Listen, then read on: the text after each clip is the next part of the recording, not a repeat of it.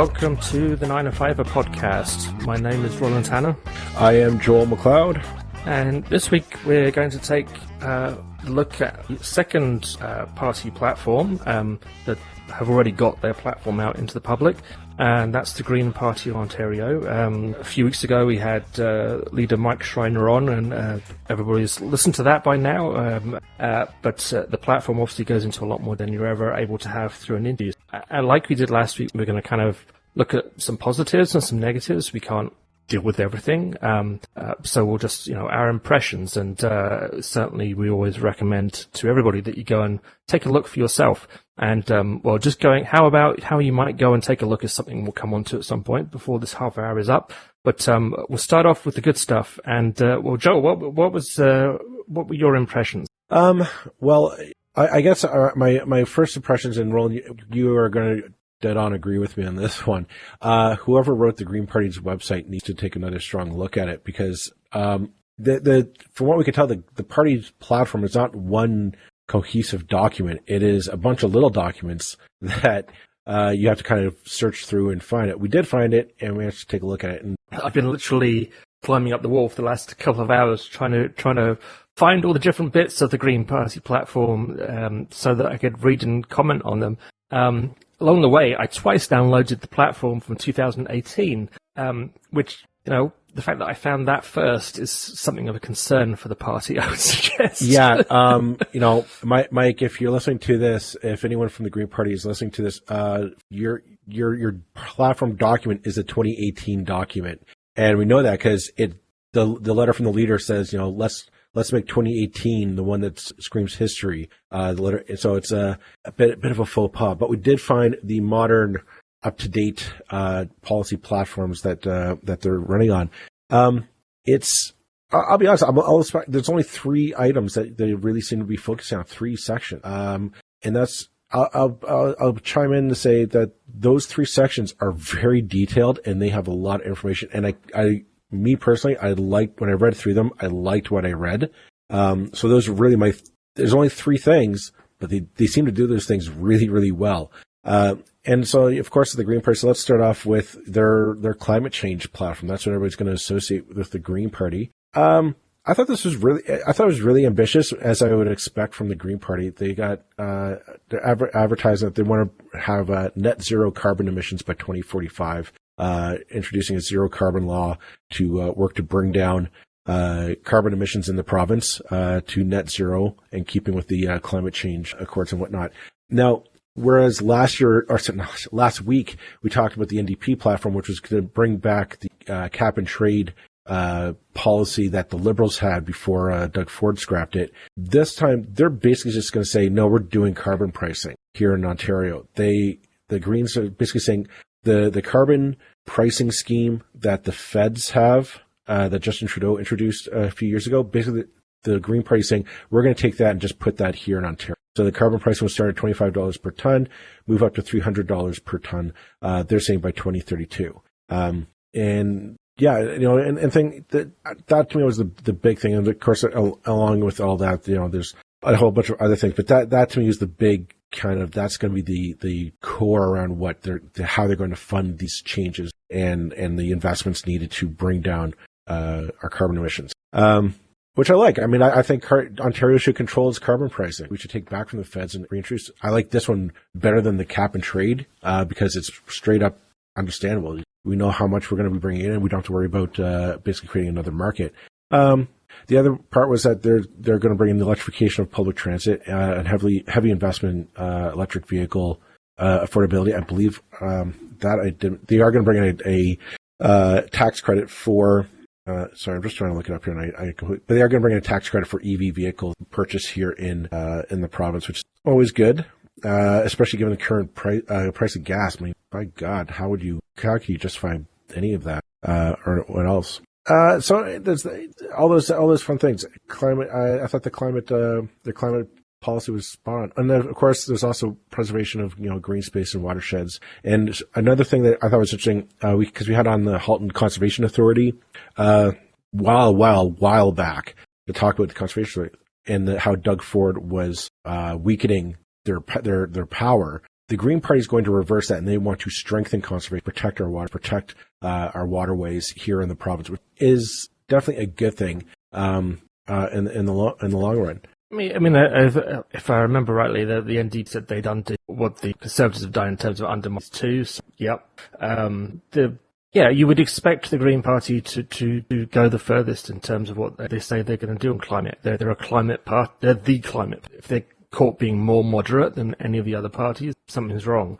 I guess I was trying to, and again, I'm just fighting through their documents, trying to work out what they're saying. I've been trying to find the kind of costing of a rapid transfer kind of post-carbon economy. And, I think I'm totally open to the argument that damn the costs, we have to do it. But going through the platform insofar as I've been able to over the last few hours, I didn't see a lot of mention of the kind of costs of things. It's like, we'll do this and then not like a price on that. And I'm just literally looking at their pricing documents here. And well, they say new climate spending, like all the funding, the money they're going to have to put into these things, like there are other things involved aside from just EV transportation and what. There was also talk of retrofit tax credits to help us retrofit our homes so they're more energy efficient, and upgrading businesses and whatnot so they're more energy efficient, and all good things. The pricing document, they say it's going to cost about $65 billion over 4 years to do this. Okay, so how are they going to pay for that? And that I thought was interesting because they had the funding of the biggest two sources of revenue that they're going to put towards this. One is the federal programming and matching funds. So they're counting on about $20 billion coming in from the feds to fund this. If that changes, if some not likely, but if we go to another federal election and there's a new government that says no, we're not doing this, that's going to put a big dent in their plans. That's something to be aware of. The other source is redirect energy subsidies to reduce energy poverty and to increase energy efficiency. That's going to table to $16 billion. So what do you mean by that? I mean, that's what I don't understand. Like that's the biggest thing. I'm like, what exactly does that mean? Like energy subsidy, whom and to what? So they say is that basically a fancy way? And like we're literally working this out as we speak, listeners. And if we're struggling to work it out, then I assume a lot of others will do. I think redirect energy subsidies means cancel energy. I would imagine so. So basically get rid of energy subsidies that basically pay for.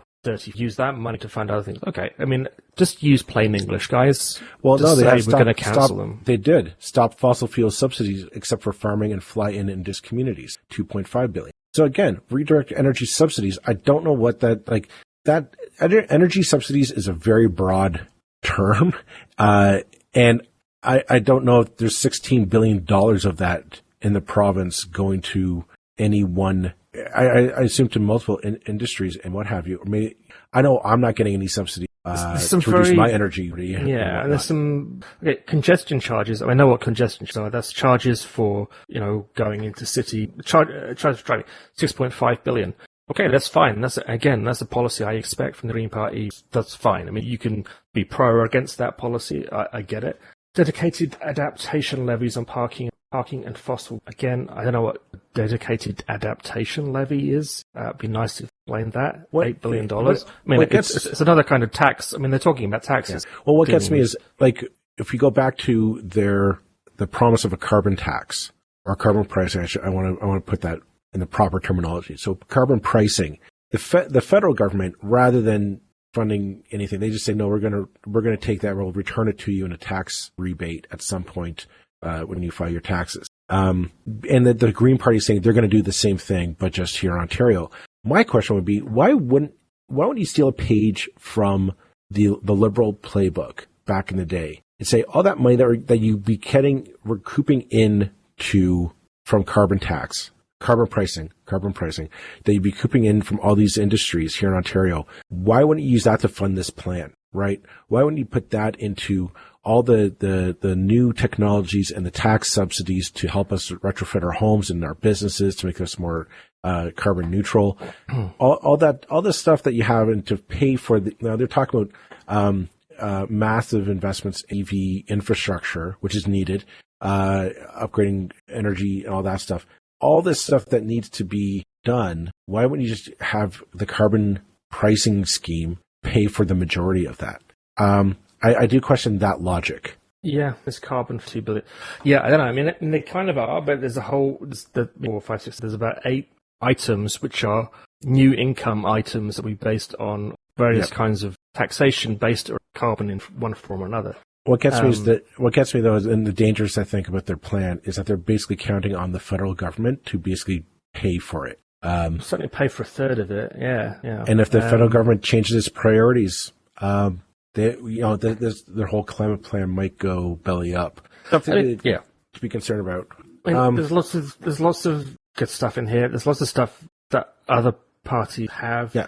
There were things that I kind of raised an eyebrow at, to have green space within 10 minutes, free home within 10 years. And that's already in legislation. I think, if you pretty much every city has to have a park within a 10-minute walk now.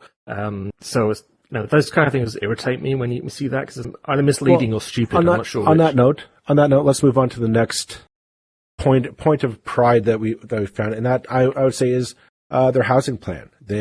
This is something that I was impressed to see, because if people flash back to our interview with Mike Schreiner back then, one of the things I asked him was like, what would be your legacy? Like, when you got elected, is one legacy that you'd want to leave? And his thing was flat out, he wanted to make the cost of housing more affordable, just where we live, more affordable all around. Great, wonderful. This does seem to address that. I was a little surprised, because when I looked at it, it's the largest part of their platform. Like every other document, when you open up the details on it, it's sizable. I mean, this one was by far the largest, and I would have thought the part on climate change would have been it, but no, housing. Now, what I liked about it was very comprehensive, and there's a lot of stuff in it.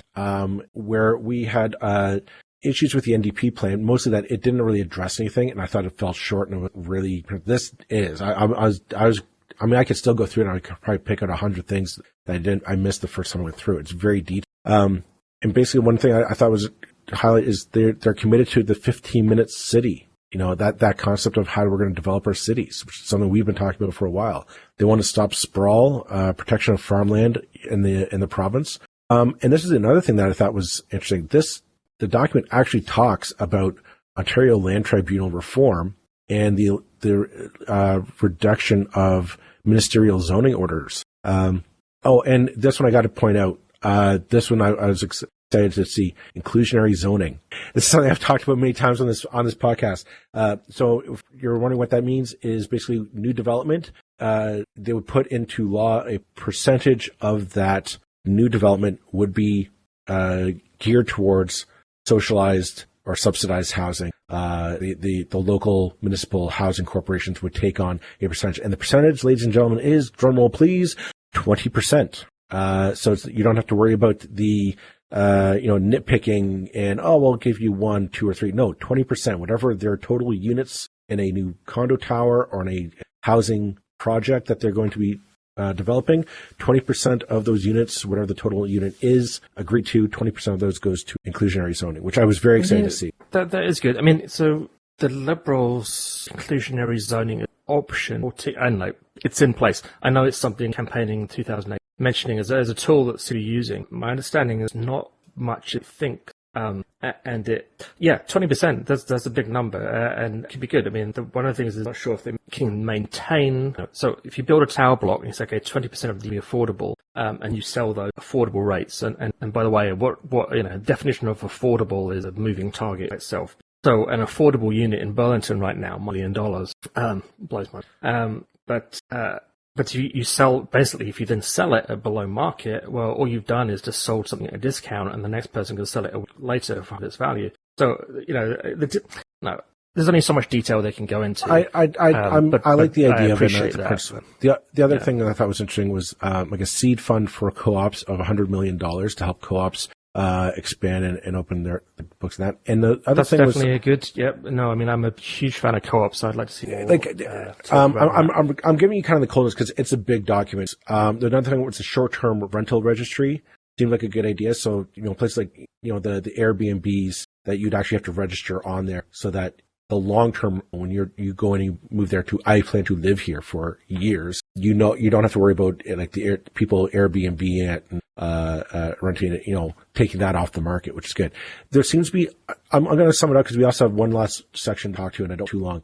There seems to be a focus here on building rental units, which is something I have not heard talked about in a long time. Very good, and we're talking, a lot of infill, not just let's expand. It's all about how do we infill our cities, building more rental units, more affordable giving people more access into affordable housing.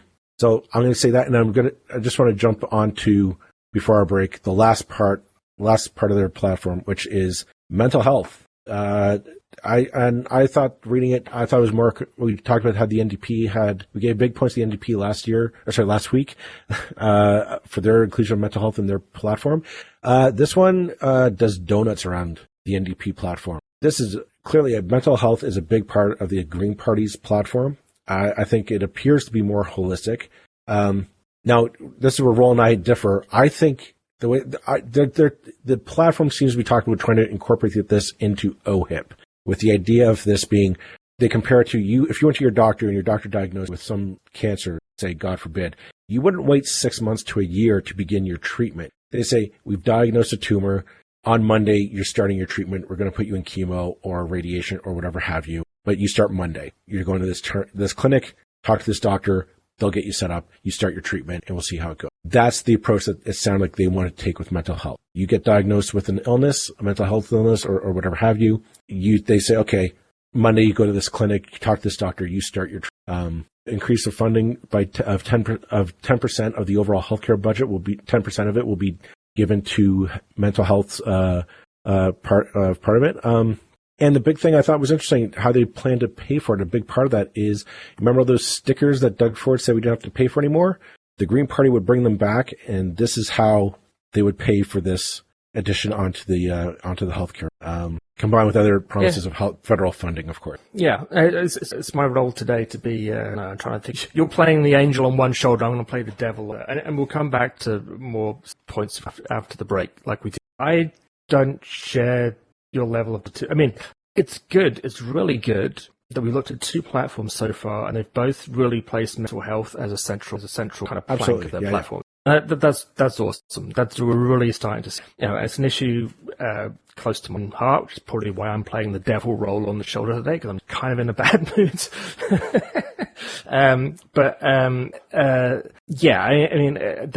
We were sort of debating the wording came on about the NDP said basically mental health will be a full part of, and kind of if you interpret that sentence as it's meant right there, it's that simple. It's now part of OHIP. Your mental health is paid for. I don't feel that that's what the Greens are saying quite. I'm not entirely sure. I'm not entirely positive, having looked at the detail, that that's entirely what the NDP mean either. I think it's within OHIP with some limits. But I feel like the limits are somewhat more here, in that, they're saying some great things, but basically they're not talking about universal mental care, basically. They're not talking about that. They're saying we'll expand access, we'll expand the amount of money we're putting into it, we'll take HST off it. Well, frankly, taking HST off a $200 bill doesn't help that much. And we'll expand access to people on DSP.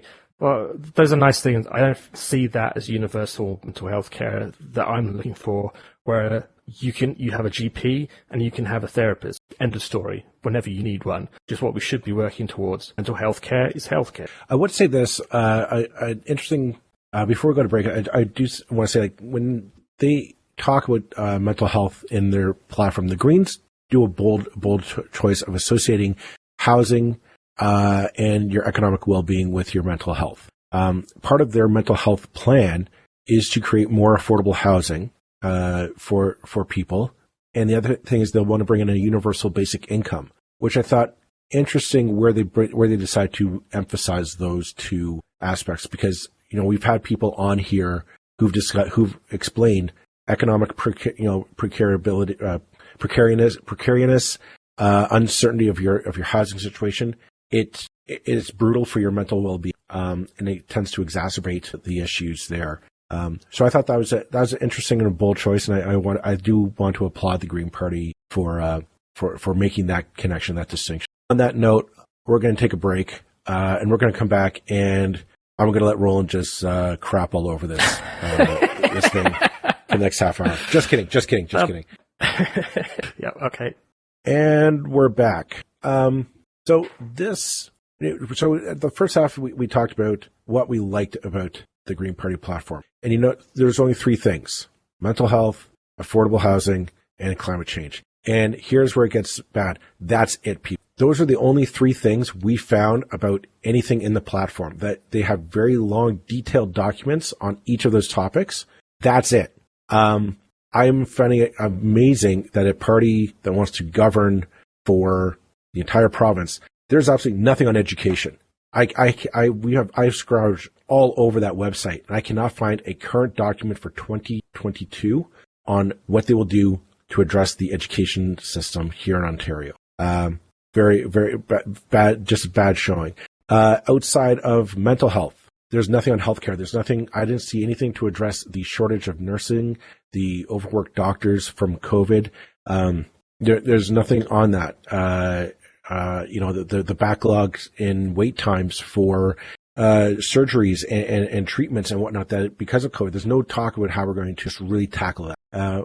There's no plans on addressing COVID-19 recovery for small businesses. I haven't seen anything. I know that talking with Mike Schreiner, he did mention he work on how to bring it forward. And there's a bit of searching around the website. There is a piece on helping out, but in terms of a 60-page document on how to help that out, no, I didn't see anything like that. And there's nothing on labor. There's nothing on enshrining labor rights or helping employees navigate COVID-19 related illnesses coming back. I just find that maybe they're buried somewhere in the website, but for underneath a plan heading on your website, why would you not have stuff on that? It boggles my mind. Yeah, I mean, I think I'm just looking at a media today, actually, that today, AM, Mike Schreiner will continue his leaders tour and launch the Ontario Greens platform to the north. Well, so I guess that means that he launched the northern part of the platform today, but it's not on the website. And our understanding was that the Greens had launched it for this, and not that they'd only launched parts of it. I think maybe they've only launched parts of it, and we're not seeing the whole thing. But again, it's very confusing. It's a campaign. Why do we not have everything out there? I guess they need to have something to do every day, but I don't understand why they just don't. You know what? This is, and I'm going to give credit where it's due to Dave Meslin again, which is quite often. Party platforms should be printed out or whatever at the cost of in government, put in the mail to every person. Every household has these documents in their hands day one of the election with everything that these guys say they're going to do.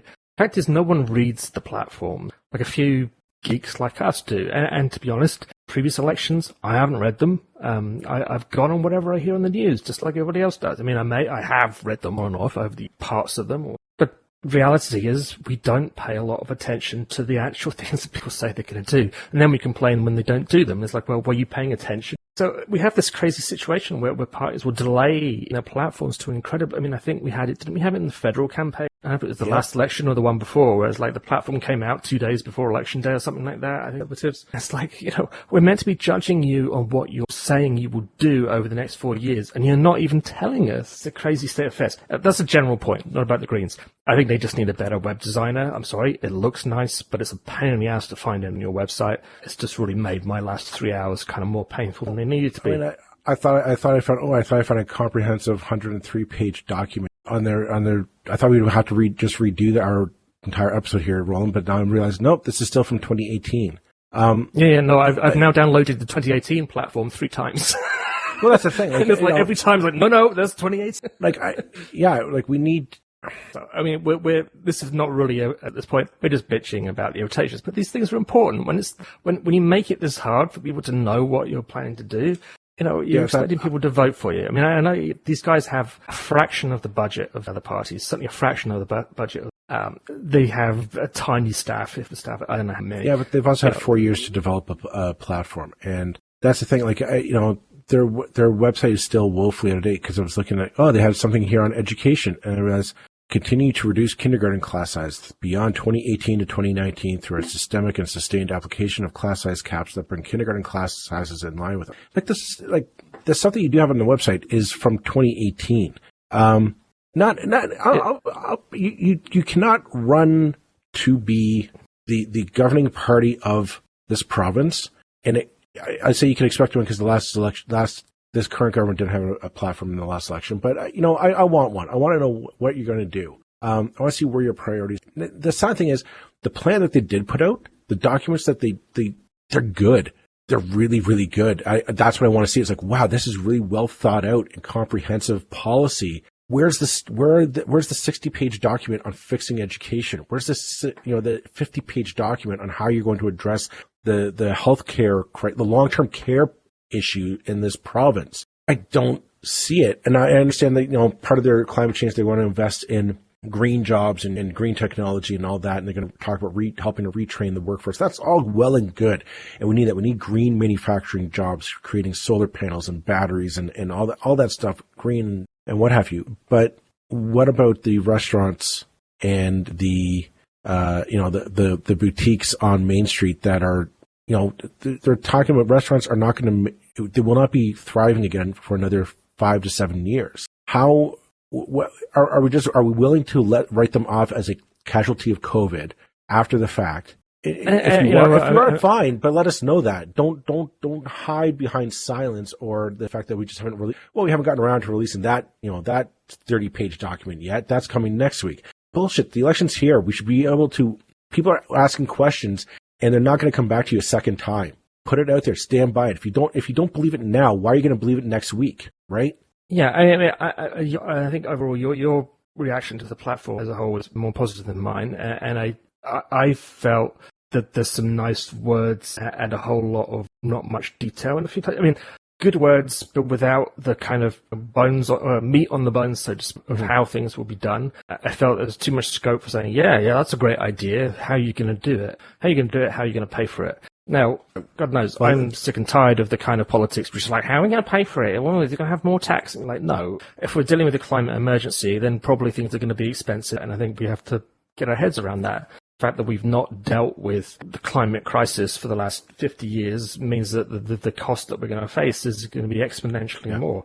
I'm totally on board with that.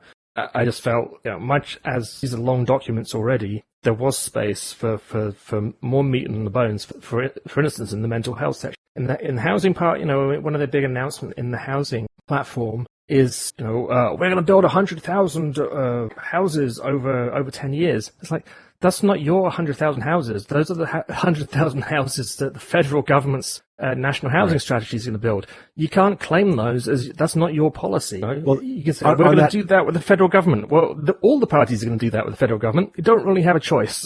On that note, a lot of their, when you go into the funding, I would say like how you pay for it. When you go into the funding of it, a lot of it is dependent on the federal government forking over the money. Right now, it looks like the federal government is sticking there for the next 4 years. Like the Liberal NDP plan, agreement in Ottawa seems to be holding true. If that changes, though, in year 3, if the NDP say, no, we don't think the Liberals held true to their word, we're voting for an election with the Conservatives. The Green Party is, to borrow a pun, up shit creek without a paddle, and a lot of their promises. I always thought, like, if you can ask for help, and help is nice, but you're dependent on the feds for money. And here's the thing: what if the feds say, no, we're putting conditions on that? You don't get that money just willy nilly. You get those. You spend it how we want to spend it, on the things that we want to see spent on, and you don't get to. If the Green Party's vision with the Liberal government doesn't line up, that might be a problem.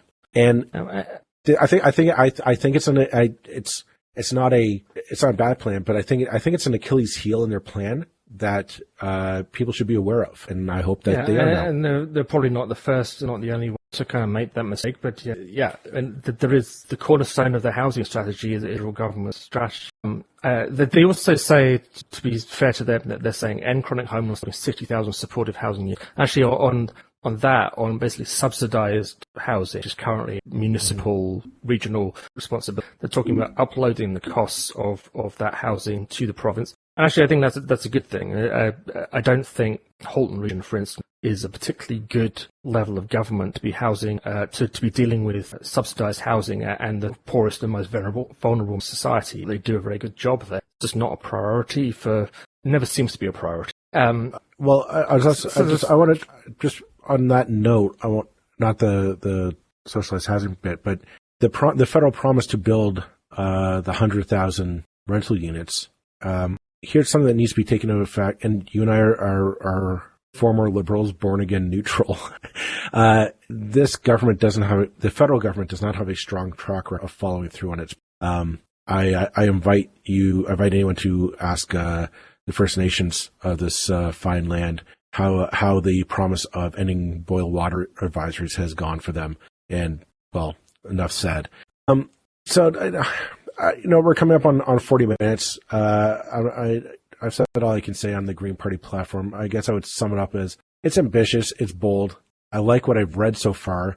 But I think some of the issues that are closer to me on the ground, it's not quite there yet. A lot of this again is pie in the sky, really like high altitude problem solving, which you do big picture problem solving, but there seems to be a lack of kind of on the ground as a family, as a father and a family man. There are things there that I'm like, I need to know what you're going to do on, for my kid's school. Like it's important to me. Yeah, I mean, and if it is on the way, then why is it on the way? Why didn't it yet? We're trying to find out and pay attention and communicate that stuff to an audience. Kind of what we're here to do. I mean, I'm going to finish off with a couple of positives. One thing that I criticized the DP platform was the amount of time they spent being rude about the Liberals, and Green platform hardly mentions the other parties at all.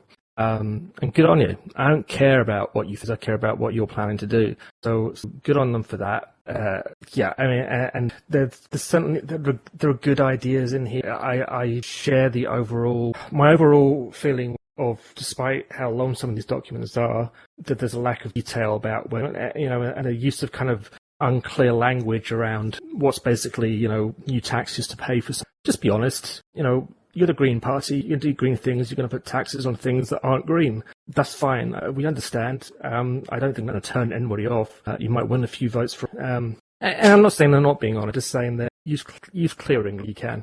And perhaps the most honest thing the Greens could have done overall is talk about, how we going to get, if you took all the green ink out of this document and made it orange or red, I don't think there was anything that would particularly leap out at me as not being perfectly acceptable within an NDP or Liberal platform. Yeah, I was thinking the same thing, yeah.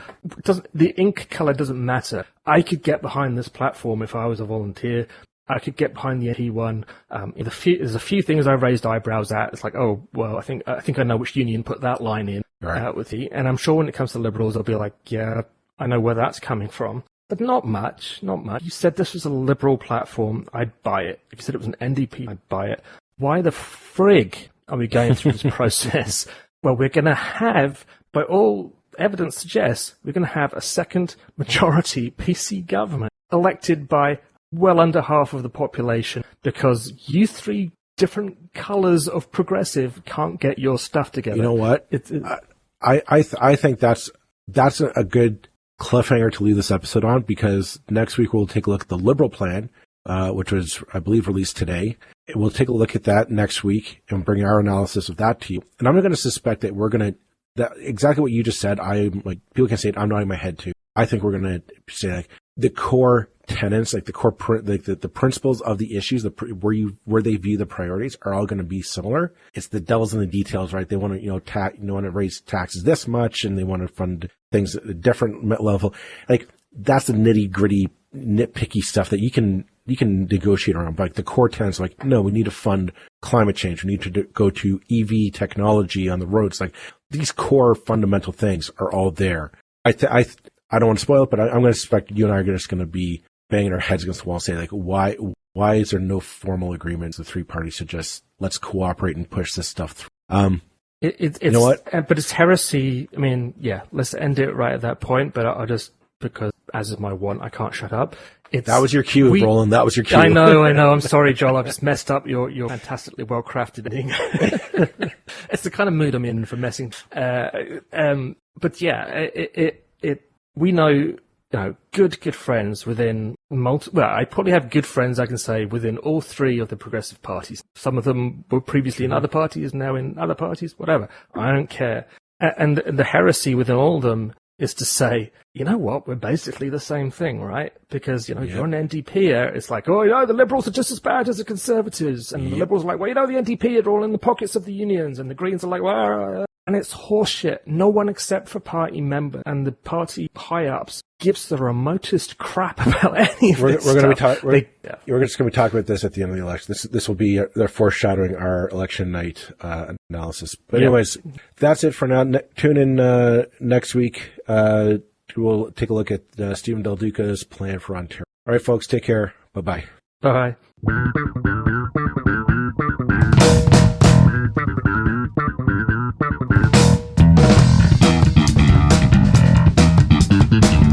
That's it for this episode of the 905er. Thank you for listening.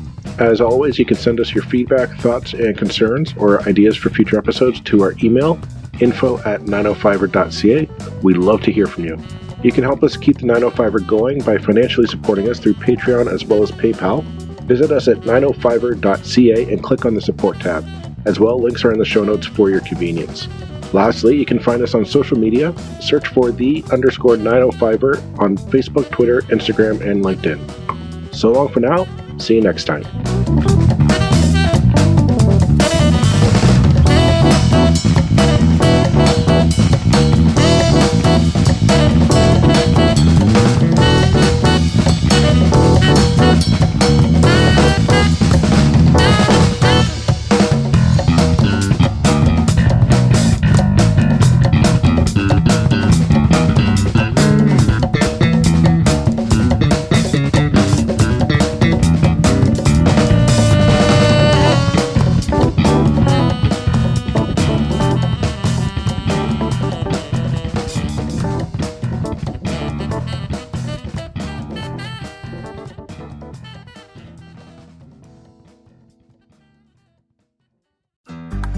Looking to make the most out of this life and optimize your personal wellness? Then check out the Natural Man Podcast. Join me, host Mike C., as we explore all areas of human wellness, physical, mental, and emotional. Learn strategies to optimize your own well-being and be in the driver's seat of your own health. Remember, your doctor works for you. Learn biohacks, neurohacks, ways to improve sleep, and ways to optimize your body and your mind. Check us out on Apple, Spotify, the Fountain app, and at naturalmanpodcast.com.